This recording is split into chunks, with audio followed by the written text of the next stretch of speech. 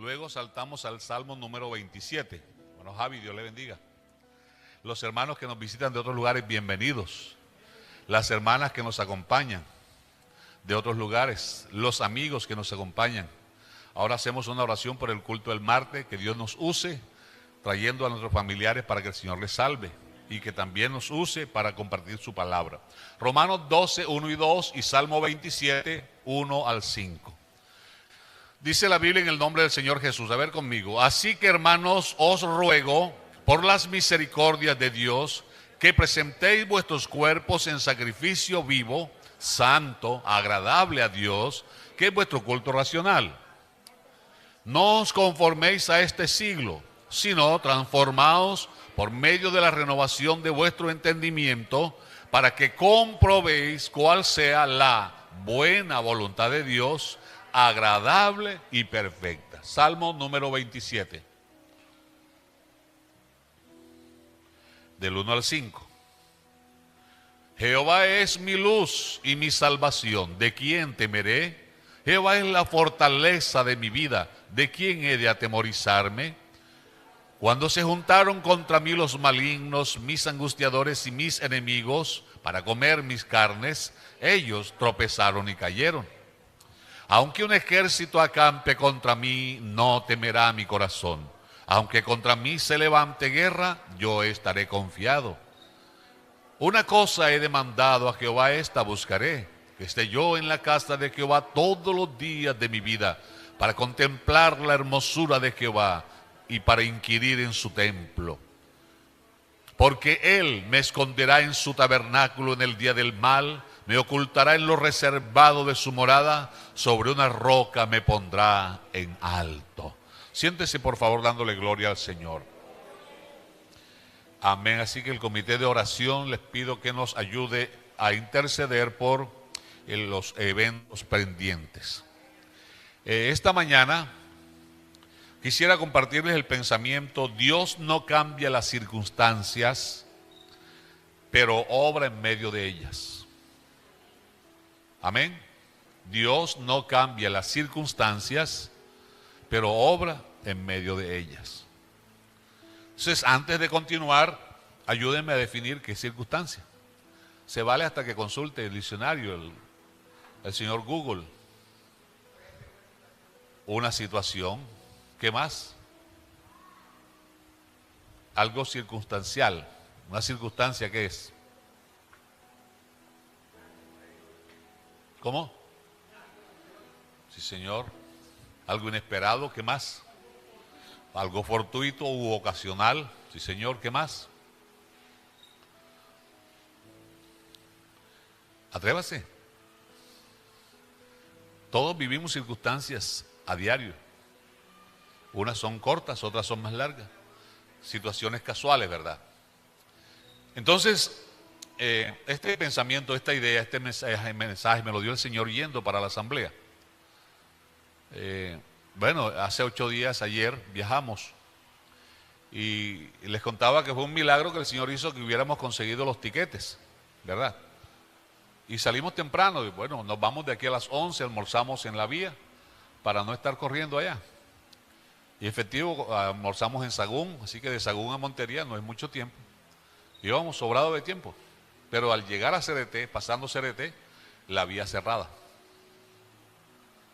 Entonces la especulación, que accidente, que paro, que no sé qué. Bueno, vamos bien de tiempo, tranquilo.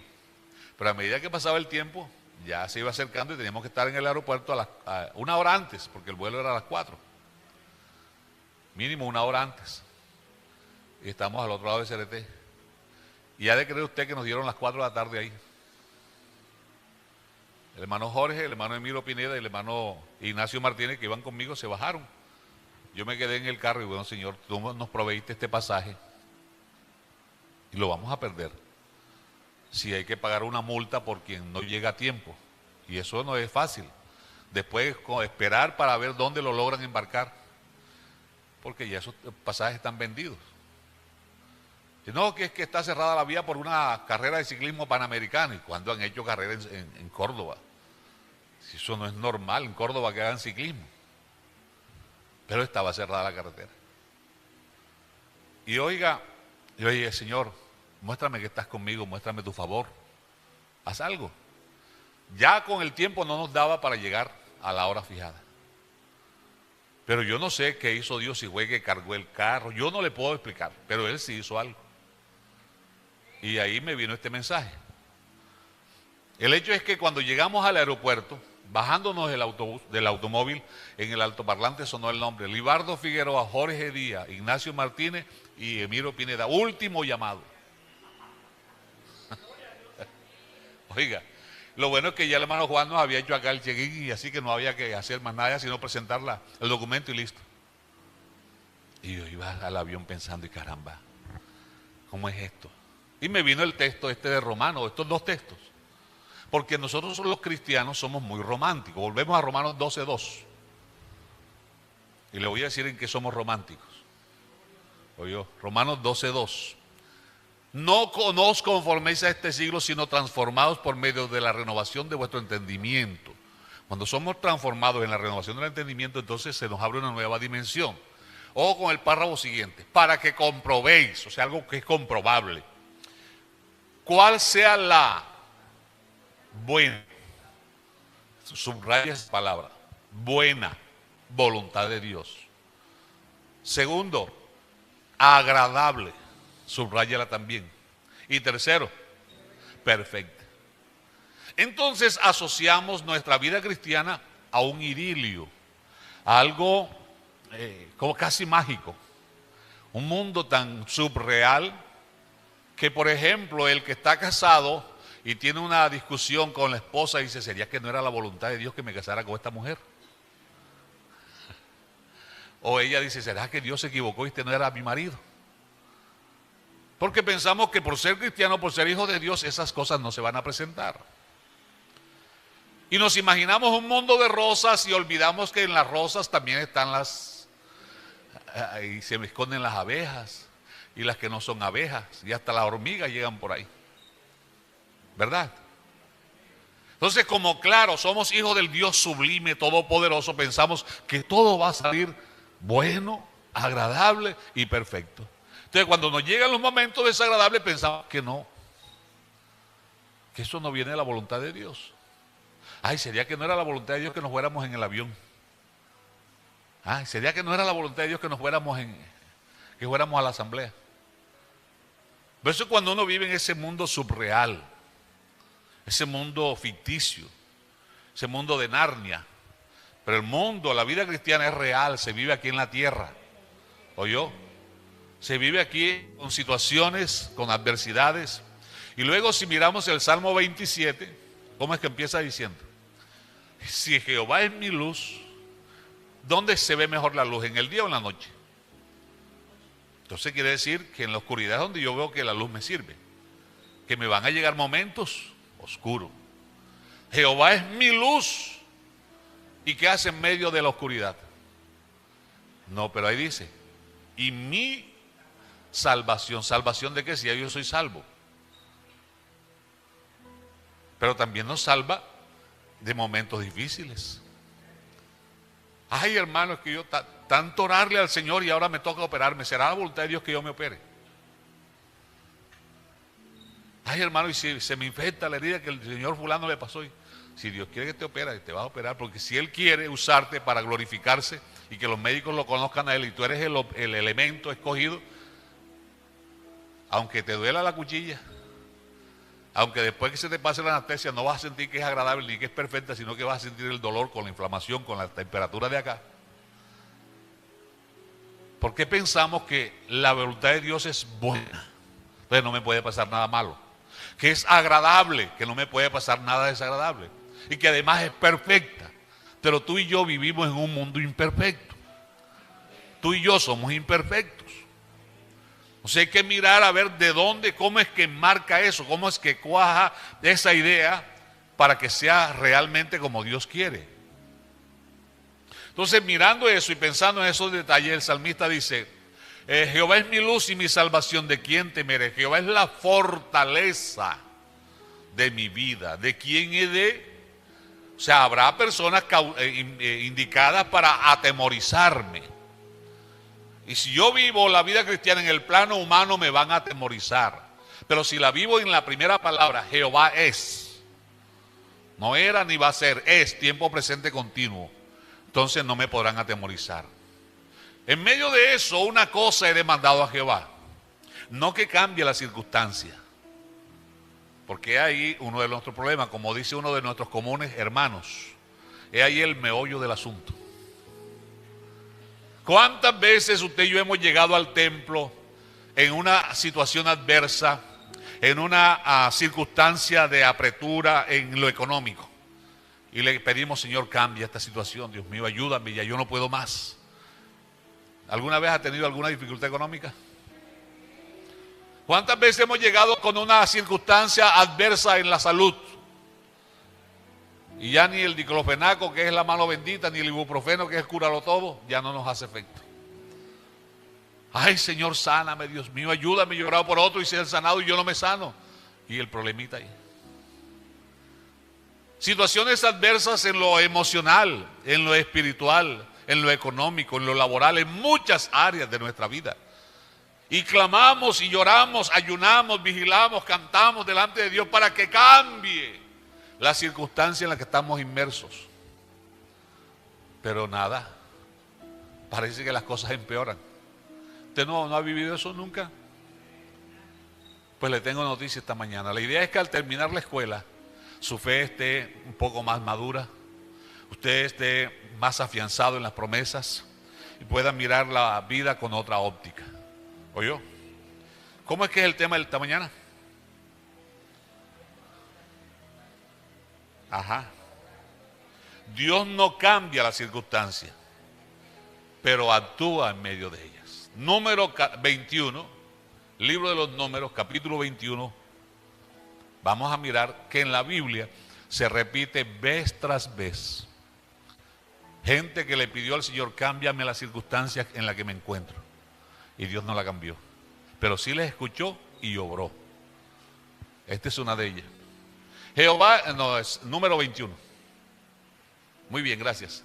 Cuando el cananeo, el rey de Arad, que habitaba en el Negev, oyó que venía Israel por el camino de Atarín, peleó contra Israel y tomó de él prisionero. Entonces Israel hizo voto a Jehová y dijo, si en efecto entregares este pueblo en mis manos y destruiré sus ciudades, yo destruiré sus ciudades. Y Jehová escuchó la voz de Israel y entregó al cananeo. O sea, un pueblo que ora, Dios escucha y responde. Amén. Y los destruyó a ellos y a sus ciudades y llamó el nombre de aquel lugar Horma. Después partieron del monte Hor camino al Mar Rojo para rodear la tierra de Edom. Y termina el versículo 4. Se desanimó el pueblo por lo largo del camino.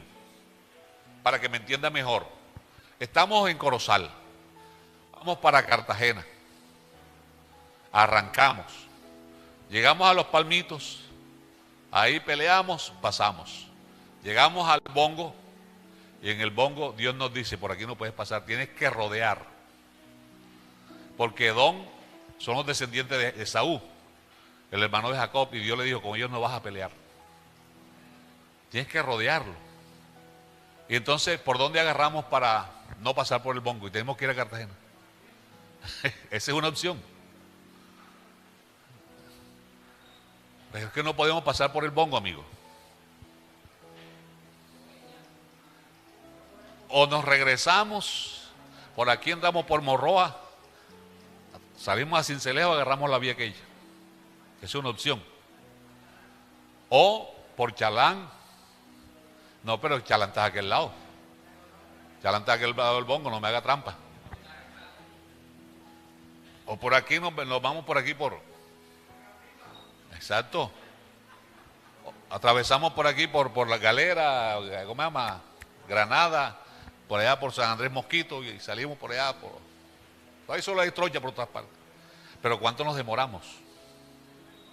Entonces eso es lo que pasó con el pueblo. El pueblo iba derecho, pero Edom estaba en la mitad. Y Dios le dice, tienen que rodearlo. Y el pueblo se desanimó. Y en el desánimo comenzaron a murmurar, a divertir la lengua. Vamos a mirarlo. 5, por favor. Y habló el pueblo contra Dios y contra Moisés. ¿Por qué nos hiciste subir de Egipto para que muramos en este desierto? Pues no hay pan ni agua, y nuestra alma tiene fastidio de este pan tan liviano. 6. Y Jehová envió entre el pueblo serpientes ardientes que mordían al pueblo, y murió mucho pueblo de Israel. Versículo 7.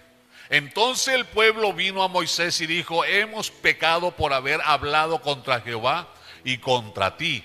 Ruega a Jehová que quite de nosotros estas serpientes. Y Moisés oró por el pueblo.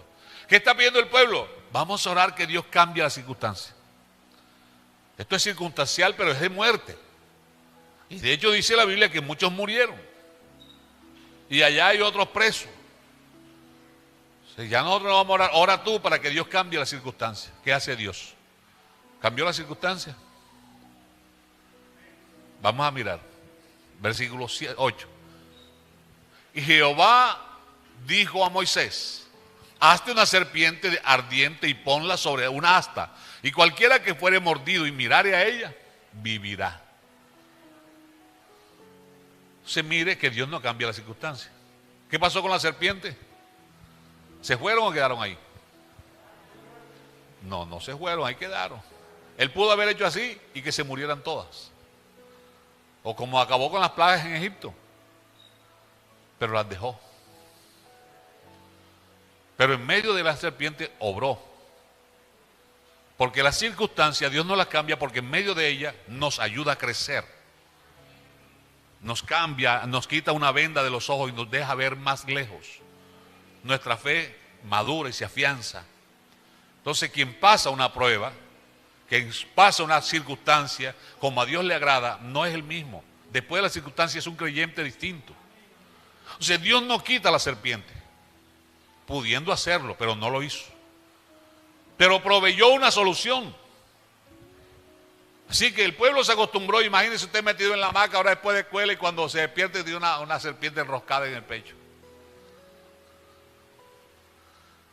Y la serpiente siente que su latido se acelera y lo muerde.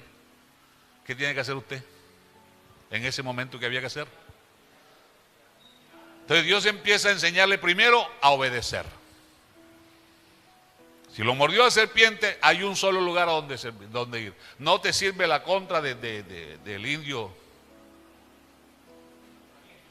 Manuel María que cura en Guayacanal. No te sirve ningún remedio casero. No hay antídoto, no vayas al hospital porque no te sirve. La única solución que Dios plantea, la alternativa, es que hagan lo que Él dice. Y es que miren a donde Él dijo que hay que mirar. Eso se llama obediencia. Segundo, te enseña a cuidarte de no volver a murmurar, porque esas serpientes que andaban por ahí te estaban recordando que habían llegado como consecuencia ¿de qué? De la murmuración. Y que cada vez que tú murmures es como si activaras un imán que las va a atraer. Sí puede ver usted eso en el pasaje, porque es que eso es consecuencia de la murmuración. Entonces, si las murmuraciones las atrajeron para evitar que las serpientes se me acerquen, ¿qué debo hacer? No murmurar. Y las serpientes se mantendrán lejos de mí, yo caminaré tranquilo. Pero el que murmura, la serpiente lo sigue. Y esas serpientes no tenían pico, tenían dientes. Porque uno dice, no, que lo picó la serpiente. Esas son las de por acá que pican. Estas muerden. Amén. Entonces te está enseñando obediencia, te está enseñando temor para no andar murmurando. Y te está enseñando a confiar en el único que tiene el control de las cosas. ¿Se da cuenta entonces que ese mundo irreal no existe? Ese mundo fantástico donde el mal no me va a tocar no existe. Donde el dolor y la tristeza nunca me van a llegar no existe. Porque nos idealizamos ese mundo donde dice la voluntad de Dios es buena, agradable y perfecta. Pero cuando me pasa algo que no es bueno, digo que no es voluntad de Dios. Es culpa del diablo. Pero es que vivimos en medio de un mundo malo. Y el jefe de este mundo malo es más malo que el mundo, porque él es el que lo tiene así. La única alternativa que tenemos, ¿quién es? Nuestro Dios. Amén, hermanos. Ese es el primer pasaje. Segundo pasaje, solamente se lo voy a comentar. Primer libro de Reyes 17, versículo 8. Primer libro de Reyes 17, 8.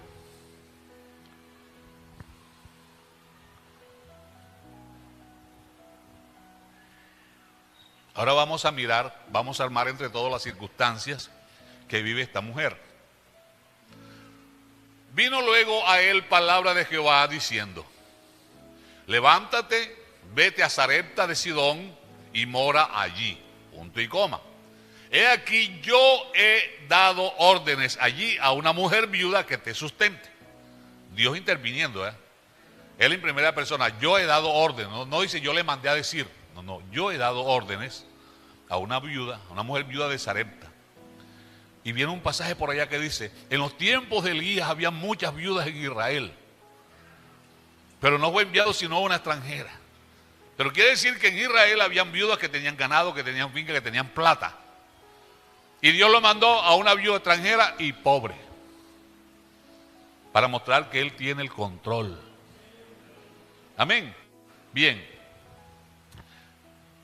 Cuando llegó, entonces él se levantó y se fue a Sarepta. Y cuando llegó a la puerta de la ciudad, de aquí una mujer viuda estaba allí recogiendo leña. Y él la llamó y le dijo: te ruego que me traigas un poco de agua en un vaso para que beba. 11. Y yendo ella para traérsela, él la volvió a llamar y le dijo: te ruego que me traigas también un bocado de pan en tu mano. Recuerde que en esa época no habían celulares para que él llamara y pudiera confirmar si era ella o no era ella. La manera de confirmar es aquí en vivo y en directo. Entonces mire lo que dice la viuda, y ojo para que analicen el pasaje, para que mire y armen el cuadro de la circunstancia en que ella vive. Ella respondió: vive Jehová tu Dios, porque ella era extranjera. Por medio de Elías es que Dios se le revela a ella: que no tengo pan cocido, solamente un puñado de harina. ¿Cuánto tenía de harina? Si la mano es como la mía, era un buen puñado, pero si la mano era como la de mi esposa, un puñadito. Claro que la mano de ella es más pequeña que la mía. Entonces, para pensar la cantidad de harina que podía tener, es decir, un puñado de harina. Tengo en la tinaja y un poco de aceite en una vasija. Y ahora, mire el panorama. Recogía dos leños porque es que no había mucho que preparar. Para entrar, prepararlos para mí y para mi hijo. Después de la coma, ¿qué dice? ¿En qué circunstancia está esa mujer emocionalmente? A ver, psicóloga, emocionalmente, ¿cómo estaba esa mujer? Un panorama crítico. En el panorama económico, ¿cómo estaba ella? ¿Cuál era la circunstancia? En el panorama familiar, ¿quién la ayudaba? ¿De quién dependía? Ni familias en el sol. ¿Oyó? No tenía subsidio de ninguna parte. Entonces, en lo emocional, en lo familiar, en lo económico, en lo espiritual, es que no conocía al Dios de Israel. El Dios de Israel va a donde ella a causa del problema y le lleva a Elías para que ella conozca al Dios de Israel. Porque al final del pasaje ella le dice al profeta esto: ahora conozco que eres profeta de Jehová y que la palabra de Jehová es verdad en tu boca. O sea que por medio del profeta ella conoce a Dios. Y en esa forma podríamos armar un cuadro donde observamos que en todas las áreas la circunstancia es pésima. Eso nos enseña muchas cosas maravillosas. ¿Cuánto tiempo fue que demoró en la época de Elías para que lloviera? 3 años. Y entonces, ¿qué desayunaba Elías? A partir de ahí, ¿qué desayunaba Elías? No, aquí en la casa de ella. Ella estaba viviendo en la casa de ella. Versículo siguiente. El 13, hermano Dani. Elías le dijo: no tengas temor, ve, haz como has dicho, pero hazme a mí primero de ello una pequeña y tráemela, y después harás para ti y para mí. Ni siquiera era una arepa de huevo. Entonces Elías en la mañana comía arepa asada. El mediodía hacía bollo de harina. En la tarde hacía sancocho de harina. Y al día siguiente otra vez dedito de harina. Al mediodía mazamorra de harina. Y por la tarde jugo de harina. ¿Y cuánto demoró comiendo harina? Y no, prohibido la harina porque eso sube el colesterol. Ay, yo no como eso. ¿Y qué había para comer? Va y abre la nevera y tiene pollo, tiene queso y tiene eso. ¿Y qué hacemos hoy de comida? ¿Y ella? ¿Y ella? Versículo siguiente. Porque Jehová Dios de Israel ha dicho así: la harina de la tinaja no escaseará. Ojo, la harina de la tinaja. ¿Qué cantidad de harina había en la tinaja? Quiere decir que no aumentó, que la tinaja se llenara. No, la misma cantidad. Es decir, que en las circunstancias que vivimos parece que viéramos que Dios no está obrando. Porque las cosas aparentemente siguen igual. La misma cantidad de harina, la misma cantidad de aceite. Pero lo extraño es que están pasando los días y comes, desayunas y almuerzas y no se te acaba. Eso es lo extraño. Dios no está eliminando las circunstancias, pero está orando en medio de ella. ¿Se acuerdan de la pandemia, hermano? ¿Se acuerdan de la pandemia? ¿Cómo fueron las circunstancias en la pandemia? ¿Cuántos de ustedes vivieron una experiencia directa con Dios en medio de la pandemia?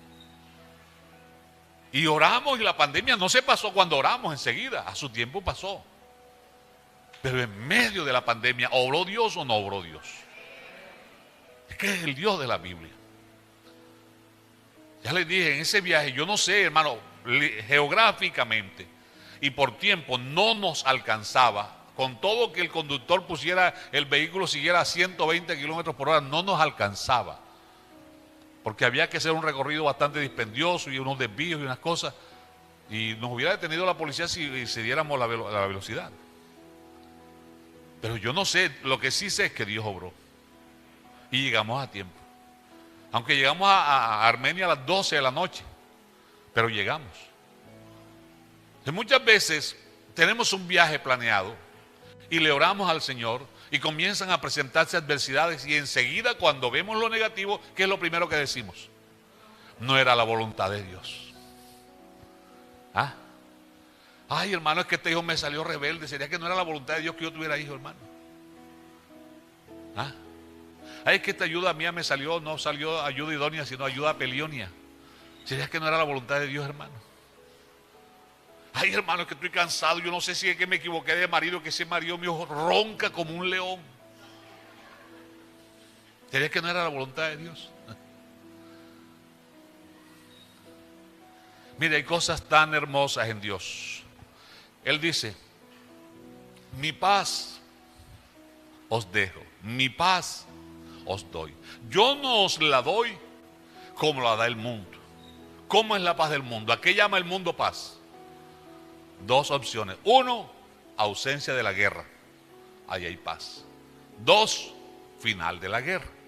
Ahí hay paz. Pero Dios no la da así. Él es, aunque la tierra tiemble, Jehová es mi luz y mi salvación. Jehová es la fortaleza de mi vida. ¿De quién temeré? Eso es tener paz. En paz me acostaré y así mismo dormiré. Y lo estaba buscando Saúl para acabarlo.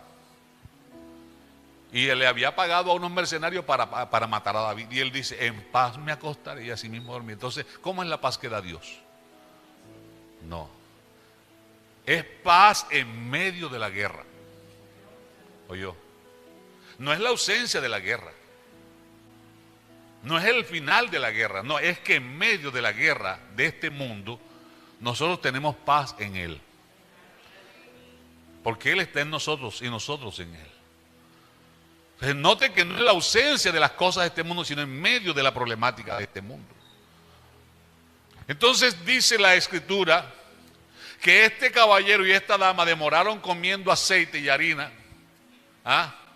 Versículo 15. Entonces ella fue, hizo como le dijo Elías, y comió él y ella y su casa muchos días. ¿Eliminó la pobreza? No. ¿Que acabó el problema? No. ¿Obró Dios? Sí, obró. ¿Era bueno? ¿Era agradable? ¿Era perfecta la situación?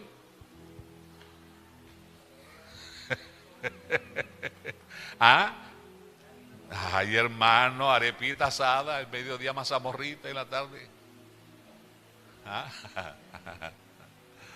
Yo no sé si es que tenía sabor a Boca Chico en la mañana y en el mediodía tenía sabor a carne verde.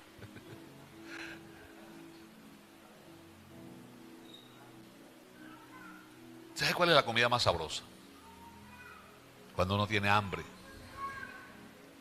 Cuando uno tiene hambre, hermanos, es la comida más deliciosa del mundo. Hasta esa yuca que corre así en el plato, que uno tiene que correr para alcanzársela. Ay. Mire, yo demoré 8 días por allá sin comer yuca. Ay, qué sufrimiento.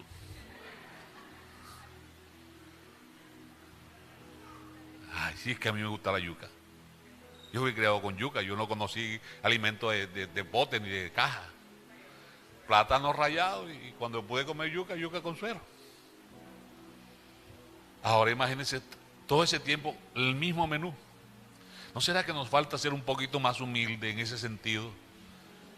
De que tenemos muchas cosas y nos estamos quejando. Que yo no como eso, que eso no me gusta, que guácala. Oiga, qué desagradecidos somos, ¿verdad? Dice el apóstol, teniendo sustento y abrigo estemos contentos. Y el pueblo tuvo la capacidad de murmurar. Para que usted no me diga, no hermano, que usted está predicando un mensaje viejo, vamos a 2 Corintios 12. 2 Corintios 12, versículo 7 en adelante.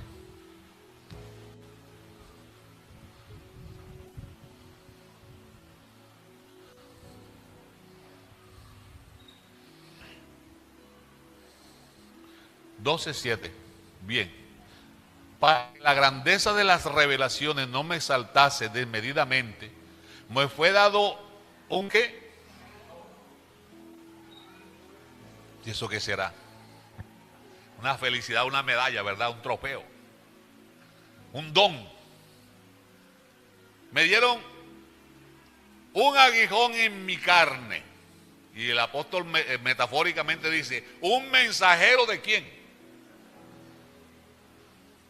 ¿Y qué hacía ese mensajero? Se divertía cada día cacheteando a Pablo. Pablo que no se dejaba de nadie. Para que no me enalteciera sobremanera. Ojo con lo que viene. 8.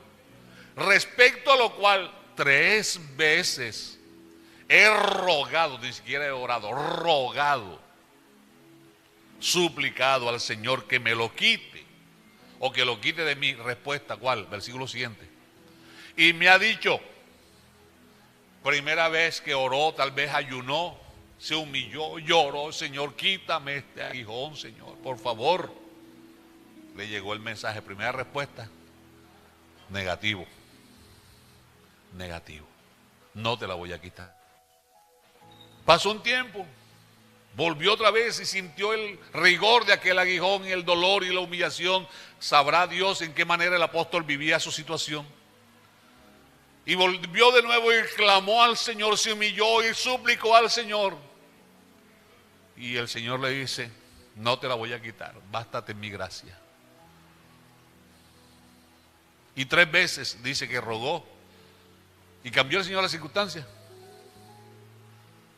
¿Tenía Pablo llamamiento? No tenía llamamiento. ¿Era apóstol? ¿Tenía dones? ¿Fue llamado por Dios al apostolado a los gentiles? ¿Fue usado por Dios? ¿Y la circunstancia en su carne cambió o siguió? Entonces quiere decir que las circunstancias no cambian tu esencia. Si Dios te llamó, tú seguirás siendo ese llamado de Dios en medio de las circunstancias humanas. Si Dios te ungió, seguirás siendo su ungido en medio de las circunstancias adversas. Si Dios te escogió y te dio sus dones, seguirá. Porque Él no necesita que tú te las dejes fuerte. Versículo siguiente. Por lo cual, por amor a Cristo, me gozo en las debilidades, en afrentas, en necesidades, en persecuciones. ¿Usted quién de lo que hay aquí se goza en eso? Si no aguanta que alguien no lo salude, ahora que lo persiga, imagínese. No quiere comer lo que tiene en la nevera y dice no aguanto necesidades, afrentas, angustias, porque cuando soy débil, entonces soy fuerte. Porque Dios le dice, bástate mi gracia porque mi poder se perfecciona. Tradujeron y se perfecciona, pero lo que quiere decir es se muestra perfecto, o sea, en su real dimensión, en tu debilidad. Nosotros no creamos que por haber sido llamados por Dios, por haber sido llenos del Espíritu Santo, por tener dones, cargos y servir al Señor, no vamos a vivir situaciones adversas. O le cambio la pregunta, ¿será que todos los creyentes tenemos un aguijón? ¿Usted qué piensa? ¿O nada más era Pablo? ¿Sabrá usted cuál será su aguijón? Amén. Pero todos sí tenemos orgullo. Y por eso es que nuestro orgullo debe ser crucificado. Porque en Gálatas 2:20 dice, ya no vivo yo, mas vive Cristo en mí. Lo que ahora vivo en la fe lo vivo en la fe del Hijo de Dios, a fin de agradar a aquel. Y en la versión K2 dice, cuando el Mesías fue ejecutado en la estaca, yo también fui ejecutado con él. Y mi altivo ego, o mi altivo yo, también fue crucificado con él. Entonces Dios le dejó el aguijón, porque si Pablo cuando el Señor lo salvó no respiraba oxígeno sino amenaza, imagínese ahora que tenía todos los dones estos, ese hombre no hubiera pisado la tierra con el pie. Imagínese si en la iglesia de hoy día tenemos hermanos tan santos, y yo pienso que ya no es para que no vivan aquí en la tierra. Porque en el concepto de ellos, todos en la iglesia somos una partida de pecadores. Los únicos santos son ellos.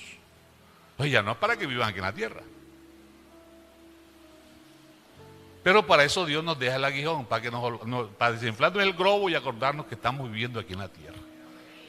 Y el que no peca, dice Santiago, de palabra, peca de pensamiento, pero todos pecamos. Pablo tenía tanto conocimiento que le frenó cara a cara a Pedro, abrió más iglesias, porque él dice, mire esto, saca las credenciales y dice, he trabajado más que todos ellos. ¿Lo dice o no lo dice? Oye, esa palabra es grande. Él no hizo parte de los 12 y él solo dice que trabajó más que los 12. Y dice la Biblia que el Señor le apareció a más de 500, ¿verdad? Después de la resurrección. Y en el aposento alto, ¿cuántos habían? 120. Y dice Pablo solo, ese hombre era tremendo, que él trabajó más que los 500 eso. Pues Dios llamó a 12, después tenía 70, ¿se acuerda? Pero también trabajó más que los 70. ¿Pero qué lo hizo reconocer?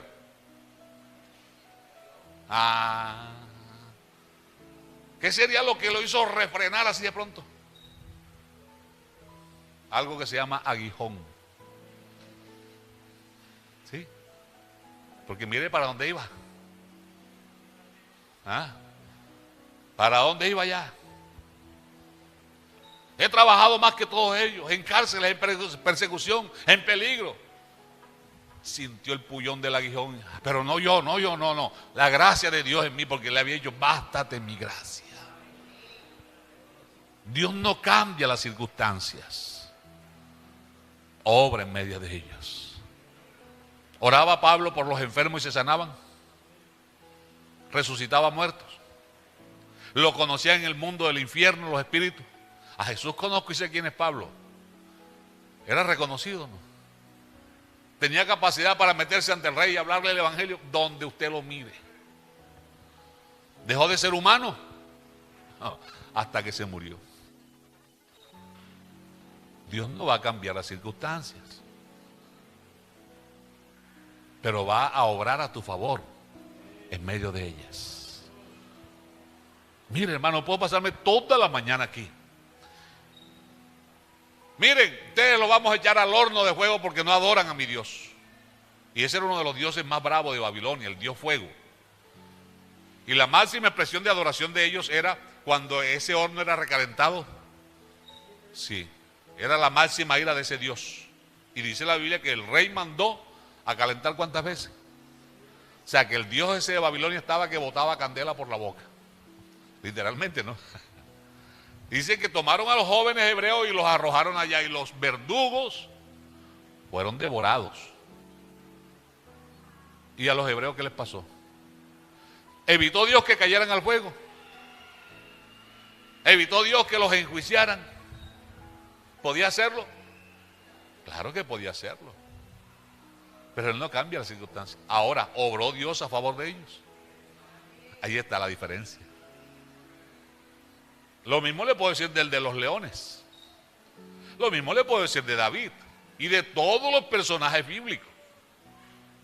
Dios no va a cambiar la circunstancia. Él va a tomar esa circunstancia para transformarnos, para aterrizarnos, para revelarnos su cuidado, su poder a favor de nosotros, para recordarnos que aún en la isla de Patmos, ahí estará Él. Para recordarnos que en la más oscura prisión de Filipos, ahí estará Él. Para recordarnos que aún en el vientre del pez clamamos y ahí escuchará Él. Las circunstancias difíciles las vamos a vivir, querramos o no querramos, las busquemos o no las busquemos, seamos servidores o no seamos servidores, porque esas circunstancias las toma Dios como ese horno donde el oro es purificado. Porque aunque el diablo y el enemigo y los que nos rodean lo busquen para mal, Dios lo cambia para bien. Porque a los que aman a Dios, termínelo con confianza, con convicción. Ahora, ¿cómo reconciliamos Romanos 12 con todo esto?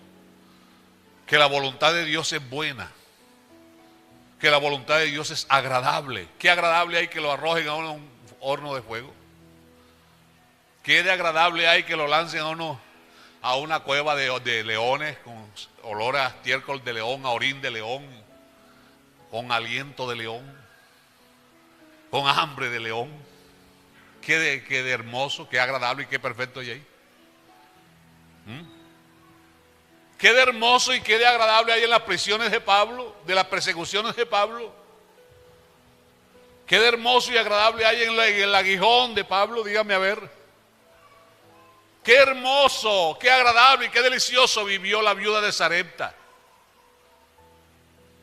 Quiero romperte esa burbuja irreal donde piensas que si algo malo te pasa, que si el niño se enferma, si el esposo se enferma, si el trabajo se acabó, entonces que no era la voluntad de Dios. Dios no actúa así. Él le dijo: mi poder se perfecciona en la debilidad. Vamos a Habacuc. Habacuc capítulo 3. Para que veamos la misma fotografía, el mismo problema. Habacuc 3:17.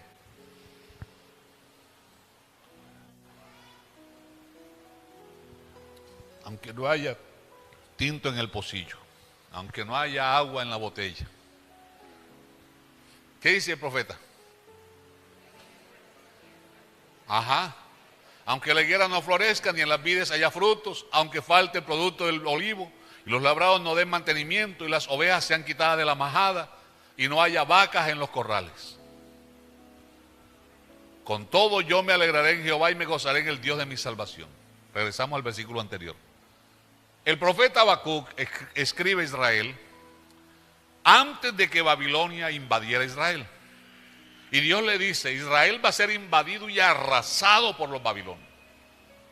Porque eso es un ejército tan numeroso que cuando pasan es como la langosta. Queda la tierra en polvo. Y el profeta ora al Señor a favor de Israel, pero Dios le dice: escríbelo, porque aunque tarde, la visión viene. De que viene, viene. Entonces el profeta, por el espíritu profético, ve el panorama. El higo es uno de los productos de exportación de Israel. Productos como la yuca aquí en la costa, como el plátano, productos naturales acá. Aunque la higuera no qué. Ojo, no dice no para. Ni siquiera alcanza a florecer. No llega a la etapa de la floración. ¿Qué pasó? Llegaron los babilonios y la acabaron, la pisotearon. Y el que hizo el préstamo en el banco para hacer el cultivo de higo, ¿cuál era la circunstancia de él? El que se gastó tanto dinero en el fertilizante preparando la tierra por el cultivo de higo, ¿cómo le quedó el bolsillo ahora? ¿Cuál era su situación? Pero bueno, me queda todavía la cosecha de uva. Ya no voy a mirar para el cultivo de higo, voy a mirar el cultivo de uva. Dice, aunque las vides no hayan fruto, no hay uvas tampoco. El higo representa la dulzura de la vida cristiana, de la relación con Dios. La vid representa, en una parte el vino es tipo del Espíritu Santo, pero también representa medicina para quitar la infección de las heridas. También representa una bebida 1A en la mesa. En esas tierras de esa época el agua no era potable, así que el vino, el jugo fresco de la uva era la bebida que acompañaba a los alimentos. Pero no hay ni vino, ni jugo, medicina, tampoco se pueden comer las uvas pasas. No hay uva. Y quedó la deuda. Sigo mirando. Me queda el olivar. El producto del olivo es el ¿qué? El aceite. ¿Y qué simboliza el aceite? Unción, medicina, esa libertad, esa facilidad para moverme, fluir del Espíritu Santo. Pero tampoco hay aceite en el olivo. Bueno, me voy entonces al cultivo de pan, coger el alimento, la yuca, el ñame, el plátano, la batata, la llama. Pero ninguno de esos productos están. Ay, hermanos, ¿será que no era la voluntad de Dios que yo fuera agricultor? Que no era la voluntad de Dios que yo le alquilara esa tierrita al hermano. Yo que por primera vez me meto en este negocio y mire cómo salí. Bueno, ahora voy a hacer un negocio con el banco ganadero, présteme para comprar unos chivos en lugar de ovejas, porque aquí los chivos es lo que produce. Resulta que miro al corral de las ovejas, dice, ¿y las ovejas se han qué? Quitadas. ¿Y quién quitó las ovejas de la majada? Los babilonios. Ellos llegaron y se llevaron todo. Acuérdense que llevaron a Daniel, a Misael, de eso profetizaba Habacuc. No hay ovejas. Ay, yo pagando veterinarios, pagándoles pasto, nada. El ganado mayor, apenas me quedó el corral. Todo eso está en ¿cuál plano? ¿El plano espiritual o plano humano? La dimensión humana, ¿verdad? ¿Cuál es la circunstancia ahí? ¿Es buena? ¿Es agradable? ¿Es perfecta?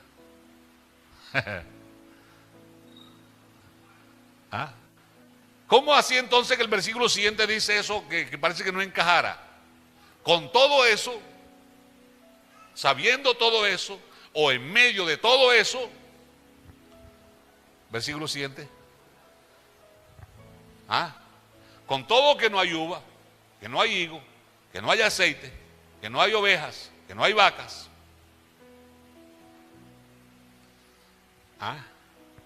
No, yo hoy no voy para culto porque no tengo ni para la ofrenda. Ahí, hermano, figúrense que me ofrecieron un trabajo por ahí y no tengo para los pasajes. Y le presté al hermano para los pasajes y cuando iba me atracaron. ¿Será que no era la voluntad de Dios ese trabajito, hermano? Porque cuando estamos de mala, hermano, nos paramos en una calle y si no nos cuidamos hasta los perros nos orinan, oye. ¿Usted no ha pasado una circunstancia así? Que todo le sale para atrás. ¿Y será que en medio de eso Dios dejó de amarte? ¿Será que en medio de eso Dios perdió el control de tu vida? ¿Será que en medio de esa situación Dios no está al tanto de lo que te pasa? Esa circunstancia está en el terreno humano, aquí abajo. Eso tampoco lo entendí hasta ahora que he venido a vivir esta experiencia y me recordó el Señor dos cosas. Por ahí estoy escribiendo algo sobre el águila real. El águila tiene la particularidad de que ella, como los demás animales, pueden leer el tiempo. Hay un terremoto, una tempestad, las hormigas, usted ve las hormigas movilizándose, llevando sus huevitos, viene la creciente. Eso nos enseñaron los viejos y eso es efectivo. ¿Quién les avisó a ella? Ven televisión, oyen radio, tienen celular. Pero saben cuándo viene la creciente y por eso trasladan sus huevos a un lugar seguro. Los elefantes, todos los animales saben. El águila puede saber cuando viene una tormenta. ¿Y sabe qué hace ella? Busca el cerro más alto o el árbol más alto y allá se para y abre las alas en toda su dimensión. Cuando la primera ráfaga de viento duro golpea contra ella, se remonta y se ubica por encima de la tormenta. Eso lo entendí ahora yendo por ahí. Cuando el avión despega, eso es traumático. Pero cuando ya él sube y se coloca por allá, por encima de la atmósfera, se estabiliza. Cuando está demasiado abajo, parece que fuera la carretera así sin pavimentar. La misma sensación, pero cuando está arriba, va, mire, serenito. El águila se remonta por encima de la tormenta. Mientras ella está arriba en paz, la tormenta se acabó. ¿Qué hay debajo de ella? Viento, truenos, centellas, inundaciones, muerte, destrucción, terror. ¿Y ella cómo está?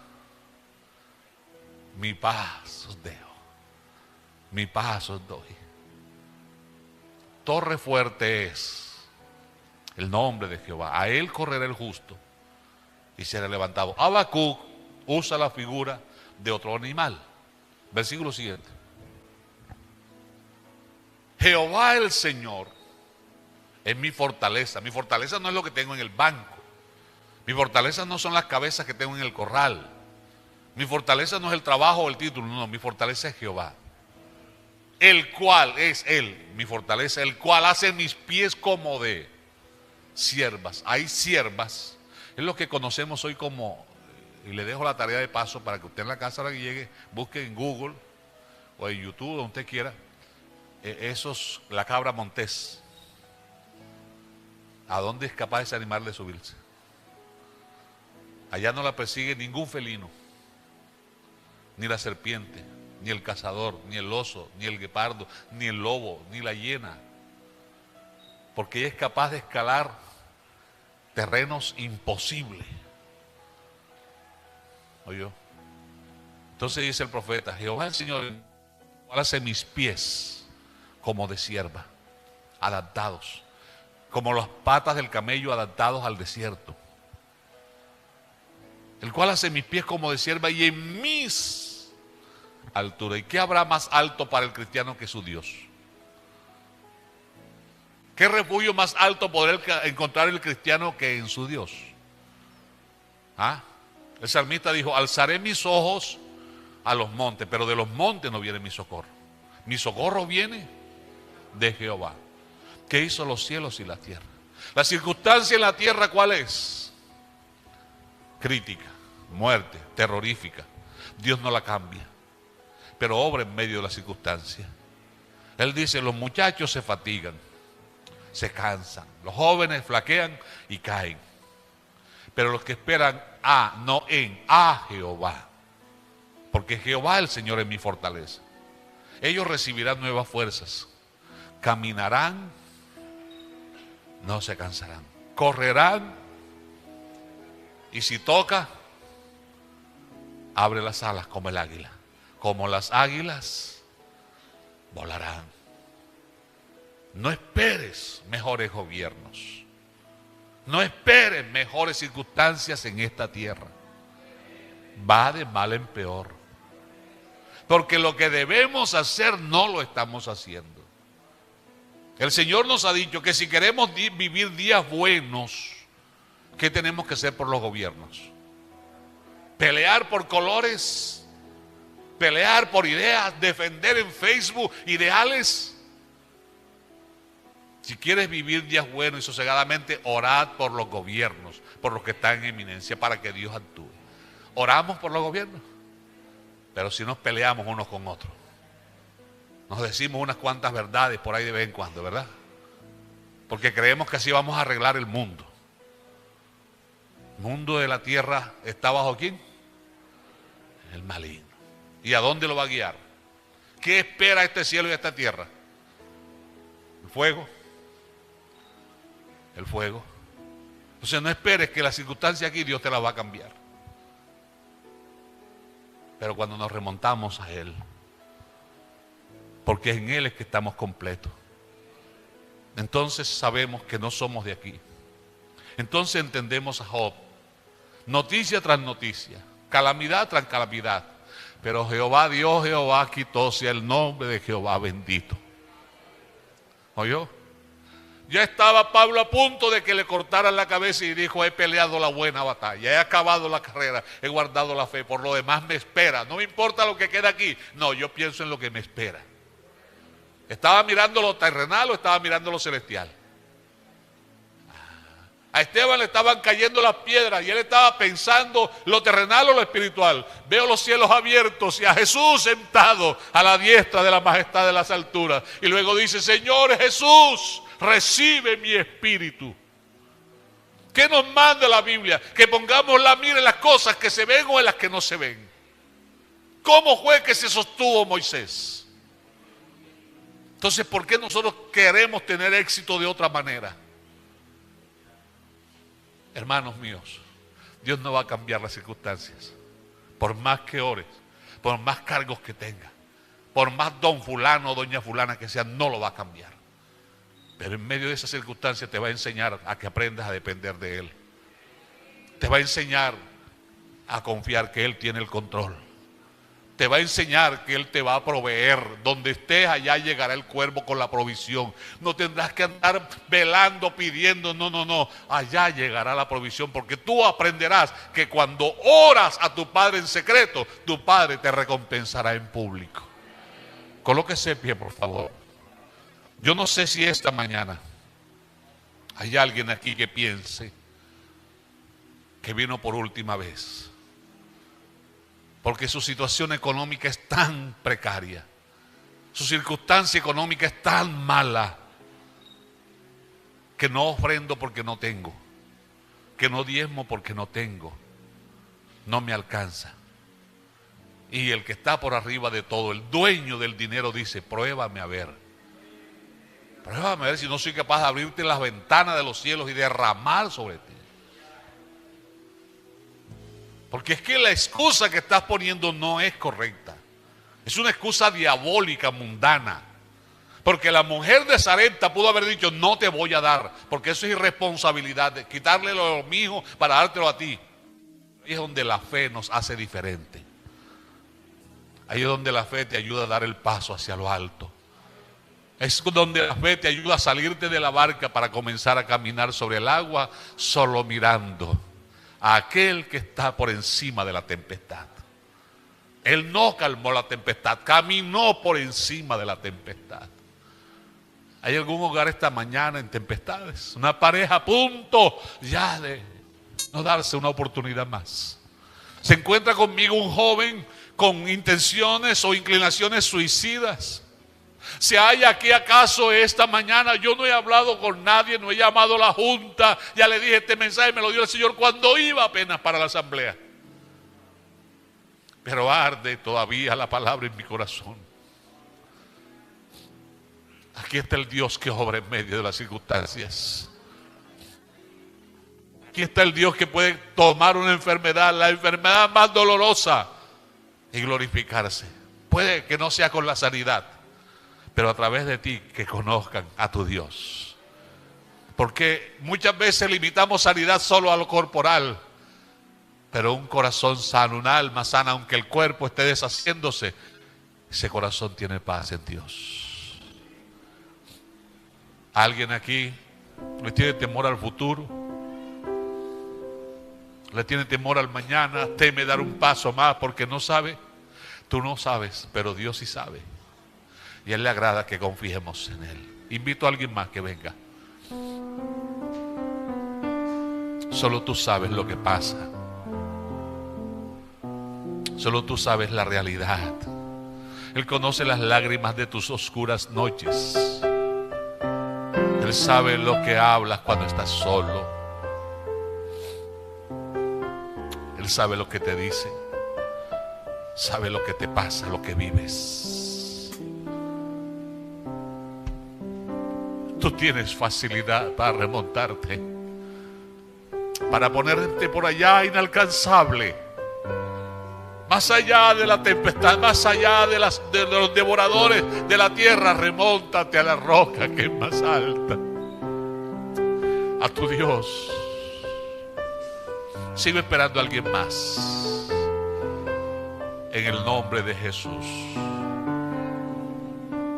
Si la vida se vuelve cruel cada vez y no concibo en mi mente caminar,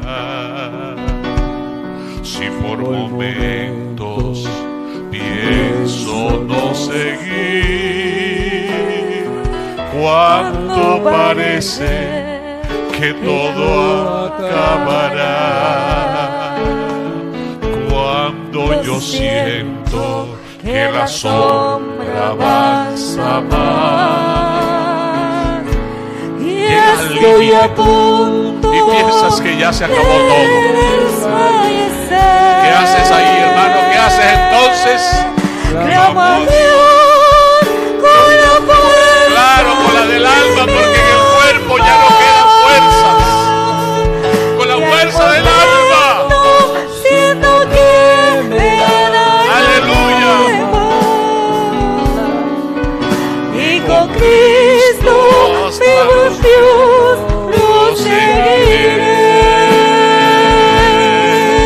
Clamo a Dios con las fuerzas de mi alma, y al momento siento que me da la en medio de la tempestad, en medio de la más terrible y con noche, Cristo vivo en Dios, aleluya. proseguiré. ¿Y qué podemos decir entonces? A ver, levanta esas manos, levántalas y da gloria a Dios. Gloria a Dios. Recibo las fuerzas si no las tengo. Es Jesús para mí la fuerza que requiero yo para poder caminar. Gloria a Dios, gloria a Dios, gloria a Dios. No es Jesucristo me llevará a su misma gloria. Quiero yo continuar este camino. Si contigo siempre va mi fiel amigo, y con Cristo hasta los cielos llegaré. Quiero yo continuar este camino. Si contigo siempre va mi fiel amigo, Y con Cristo hasta los cielos llegaré. hermano, escucha. Escucha lo que dice la letra. Que atormenten, Es en medio de la lucha, en medio de la duda, pies a punto de desfallecer. Si la vida se vuelve cruel en ese instante, nunca concibas que has de volver atrás. ¿Sabe por qué? pues tú tienes que mirar que en este instante hay una mano que en el cielo está extendida, y verás que mi Cristo cual gigante en la silla, en el trono del universo está sentado. Y si Él está sentado, todo está bien. Si el Rey está en su trono, todo está bajo control. Y verás que mi Cristo, cual gigante, en la silla del universo está sentado para guiarte en el camino. El trono te guía. Y por eso podemos decir: gloria a Dios, gloria a Dios, gloria a Dios. De Él recibes las fuerzas y no las tienes. Es Jesús para ti la fuerza que requieres tú para poder caminar. Gloria a Dios, gloria a Dios, gloria a Dios. Pues Jesucristo te llevará a su misma gloria. Quieras tú continuar este camino, si contigo siempre va tu fiel amigo, y con Cristo hasta los cielos llegará. quieras tú continuar este camino, si contigo siempre va tu fiel amigo, y con Cristo hasta los cielos. Recuerda, es para arriba. Y con Cristo hasta los cielos. No es que casi. No, no. Y con Cristo hasta los cielos llegará.